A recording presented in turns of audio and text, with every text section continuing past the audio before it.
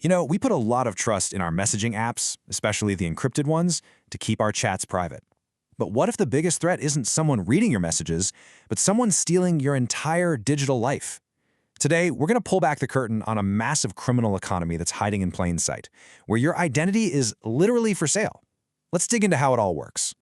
So you're doing all the right things. You've got those strong, unique passwords for everything. You've turned on multi-factor authentication, MFA, on all your important accounts. You know, that little code you get via text or from your authenticator app. That makes you pretty much unhackable, doesn't it?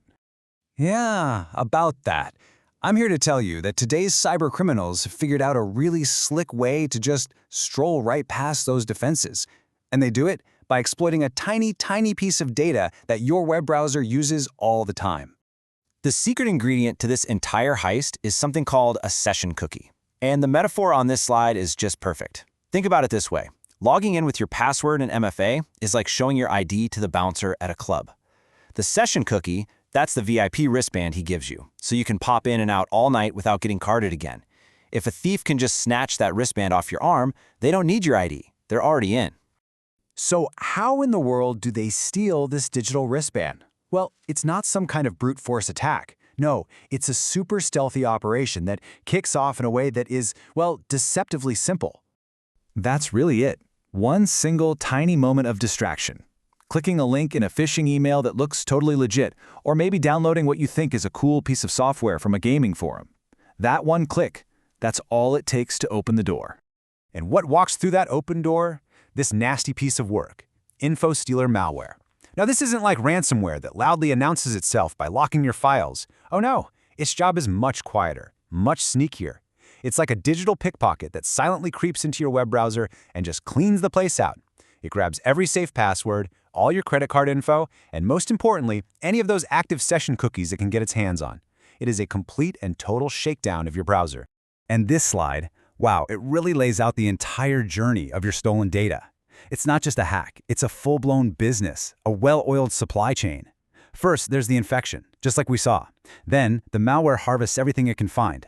All that data gets neatly packaged up into bundles called logs. And here's the crucial step. Those logs are put up for sale on a marketplace. Finally, some other criminal buys that log and launches their attack, using your session cookie to waltz right past MFA and take over your accounts. All right, so let's talk about that marketplace. You're probably picturing some shady, hard-to-find corner of the dark web, right? Well, the new, bustling hub for all this illegal trade is an app that you might even have on your phone right now. Yup, Telegram. Its whole promise of privacy, combined with features like huge, anonymous channels and a pretty hands-off approach to what goes on there. Well, it's accidentally created the perfect, easy-to-access marketplace for cybercriminals to set up shop. It's an environment where this stuff can just flourish, with very little oversight. So, why the big move from the classic dark web forums? This slide breaks it down perfectly. To get on the dark web, you need special software like Tor. Telegram? It's on your phone. Dark web forums sometimes had a bit of, let's call it community policing, where other criminals would call out scams. On Telegram, the channel admin has total control, and they usually just turn off replies. So there's no way to warn anybody. It's just faster, easier, and way less accountable. And the market is booming. I mean, look at this. While we're focused on stolen credentials, and that's the biggest slice of the pie for sure, these channels are like a criminal's version of Amazon.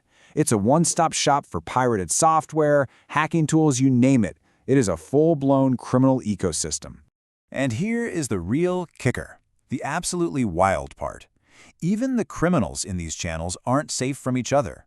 Research shows that a mind-boggling 38% of the files shared in these channels, the ones disguised as hacking tools, are actually packed with malware themselves. It's a world where everybody is scamming everybody. And please don't think this is just petty crime. This is big, organized business. As this quote shows, there are exclusive private channels where criminals pay hundreds of dollars for a membership just to get first access to the freshest stolen data. We're talking tens of thousands of compromised identities being sold every single week. The scale is just staggering. Okay, so that's a pretty grim picture, I know. But it's not hopeless. These criminal networks, they're not untouchable. And when law enforcement from different countries team up, they can deliver some really major blows to this digital underworld. Let's look at a prime example, the takedown of the W3L network. This group sold a really sophisticated phishing kit that made it super easy for even beginner criminals to steal credentials and session data.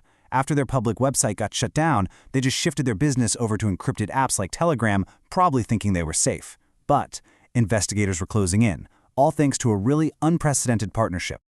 For the first time ever, the FBI and the Indonesian National Police worked side by side to take down the entire network and arrest the guy who created it. And the key takeaway here is that this kind of cross-border cooperation actually works. It totally disrupts their business model and proves that no one is completely out of reach. So the fight against this stuff happens on a global scale, for sure. But our own personal security, that starts with the choices we make every single day. So let's talk about what we can actually do to lock things down. For companies, the whole game has changed. You can't just rely on antivirus software anymore.